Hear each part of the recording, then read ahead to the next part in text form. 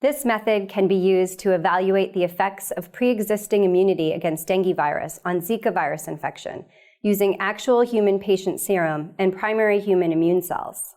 The use of actual human patient serum samples and human primary cells provide deeper insight into the antibody-dependent enhancement of Zika virus by pre-immune sera and antibodies. This method provides insight into the ability of antibodies within a patient's blood to enhance a virus infection in other human cells. It is important to ensure that the viral infection levels are high enough for detection, but low enough not to overwhelm the cells or to interfere with the data interpretation.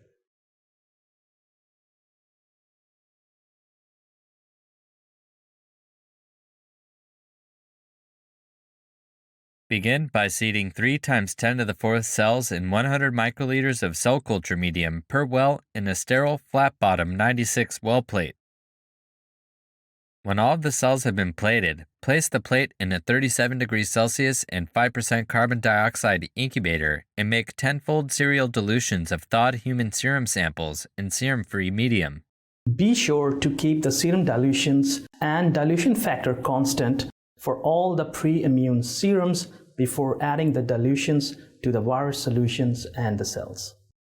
Next, thaw a Zika virus strain stock solution in a 37°C water bath for 1 to 2 minutes before quickly transferring the stock to ice. Add a 0.1 multiplicity of infection equivalent volume of Zika virus to the serum aliquots and place the plate in the cell.